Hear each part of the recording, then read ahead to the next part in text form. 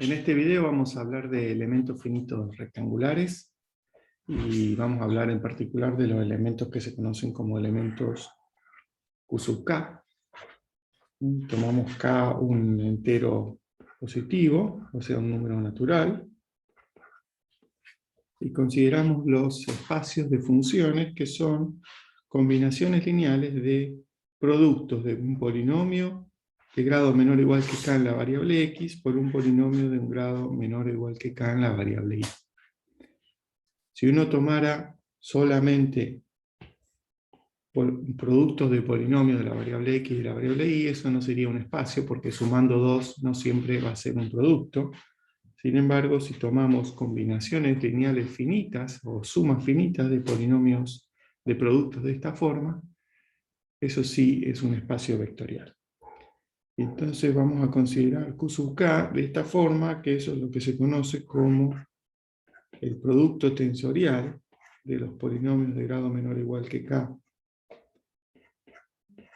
en una variable por producto tensorial de los polinomios de grado menor o igual que k en una variable.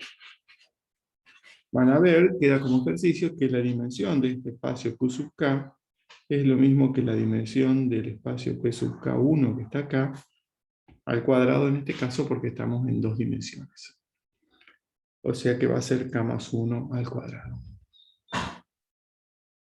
Entonces, estamos hablando de elementos producto tensorial y veamos algunos ejemplos. Entonces, consideramos K lo más natural para este contexto, que es un rectángulo alineado con los ejes, como el de la figura que tenemos acá a la derecha, con 4 vértices Z1, Z2, Z3 y Z4. Y consideramos Q1, es decir, el producto tensor, o producto tensorial,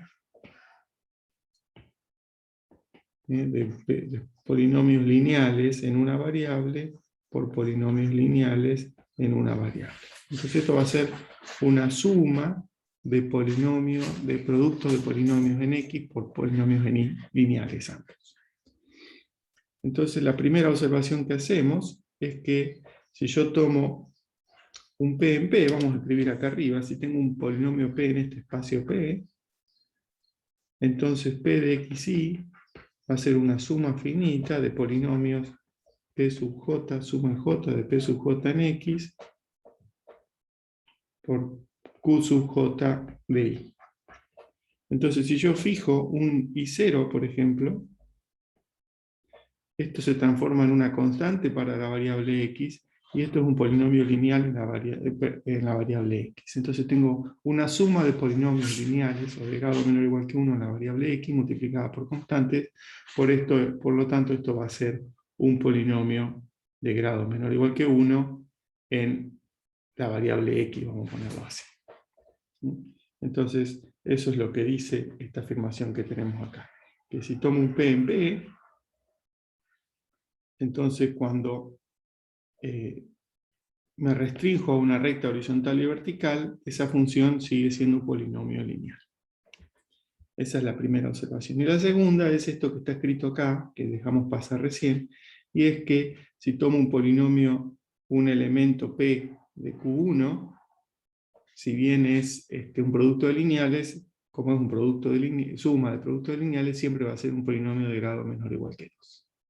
O sea que el Q1 es menor o igual que, está contenido en el P2, pero no estrictamente. Como vamos a ver, este Q1 es un espacio que tiene dimensión 4, mientras que el P2 tenía dimensión 6, en dos dimensiones, ¿no? En R2. Entonces veamos si el conjunto de nodos que está representado en esta imagen, que consiste en evaluar en los 4 vértices, determina el conjunto P. Entonces eso es equivalente a verificar que si tengo un P que se anula en los 4 vértices, entonces necesariamente es el polinomio nulo. Entonces el razonamiento es como sigue. Si tomo un P que se anula en los 4 vértices, se va a anular en la recta L1 igual a 0 que tenemos acá. Como P pertenecía a P2, entonces ese P lo puedo escribir como L1 por Q, con Q un polinomio de grado menor o igual que 1 ahora, ¿no? Ese era el lema fundamental que habíamos demostrado hace unos videos. Entonces ahora Q, el Q es un polinomio que es distinto de 0 en toda esta región, o salvo que, bueno, que sea completamente 0, ¿no? Pero entonces, ahora como el P se anula en la recta L2 igual a 0 también, que es esta que está acá, resulta que ese polinomio Q se tiene que anular en esta recta L2 igual a 0, porque L1 es distinto de 0 toda esta región. Por lo tanto, Q, que era un polinomio de grado menor o igual que 1, se anula en la recta L2 igual a 0, lo que quiere decir que ese Q es L2 por una constante C, que es un polinomio de grado menor o igual que C. Por lo tanto, P es L1 por L2 por C.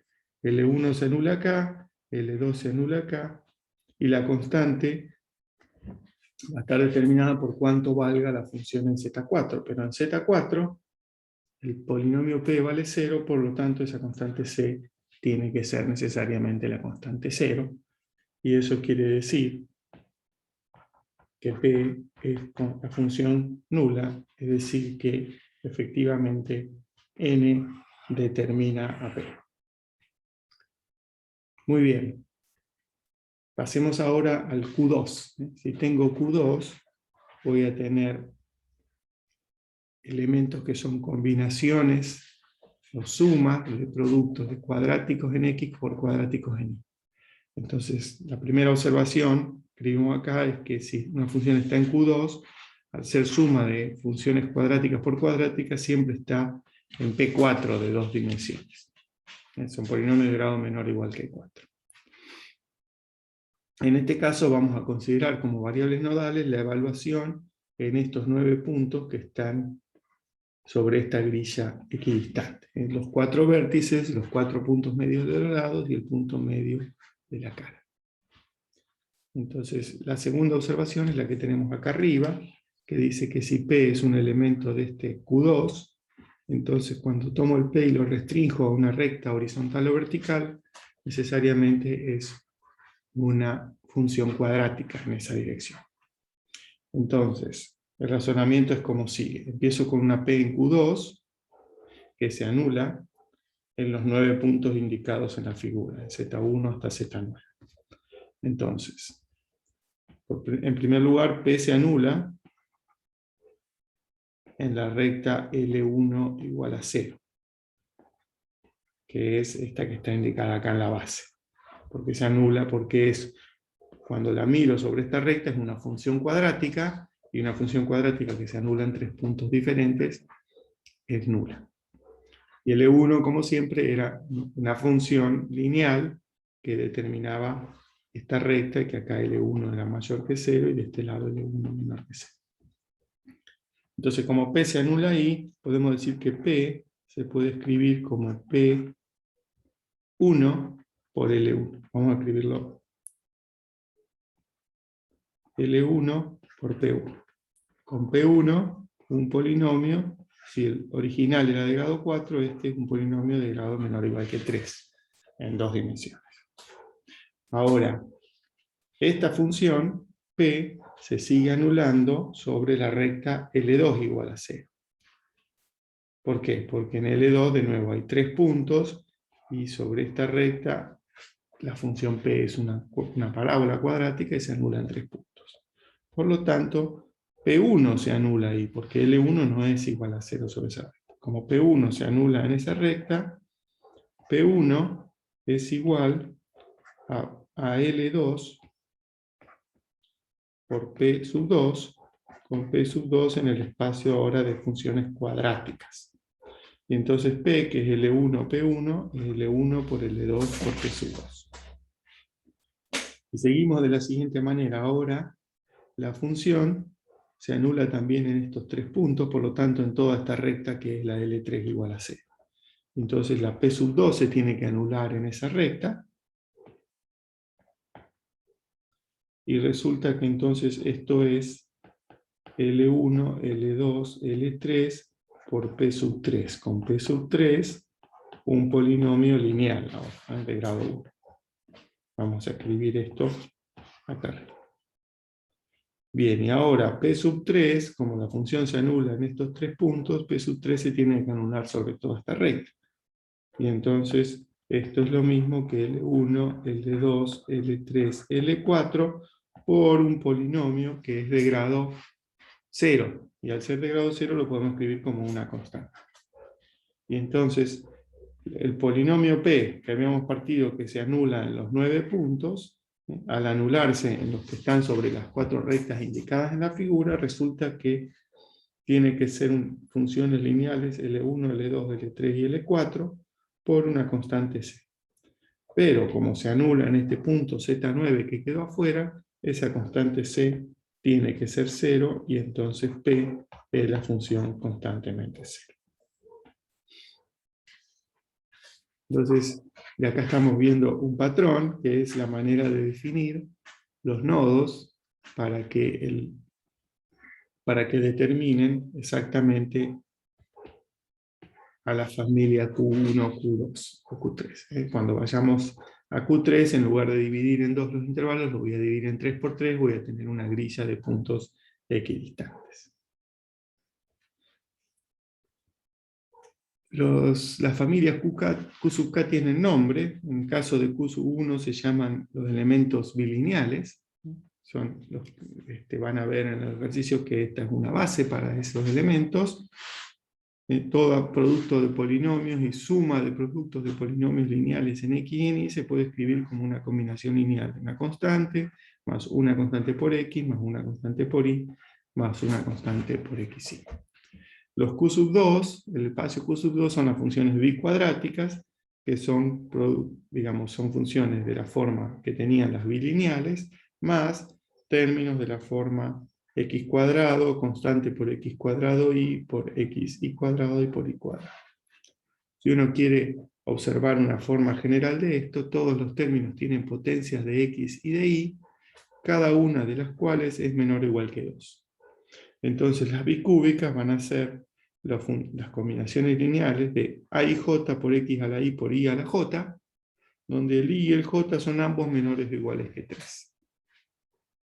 Cuando teníamos el P3, teníamos suma del mismo tipo, pero el I más J era menor o igual que 3. No sé qué está pasando hoy. I más J menor o igual que 3. Ahora tengo que ambos son menor o iguales que 3. Antes esto era como mirar la norma 1 del multiíndice, y ahora estamos mirando acá la norma infinito del multiíndice. Bueno, finalmente con esta observación, el Q sub K se puede escribir como esto. Les queda a ustedes verificar como ejercicio que esto es cierto y que efectivamente estas funciones para I y J entre 0 y K forman una base del Q sub K que habíamos definido en la primera página. Con esto terminamos esta sección y en la próxima vamos a hablar un poquito sobre elementos en más dimensiones.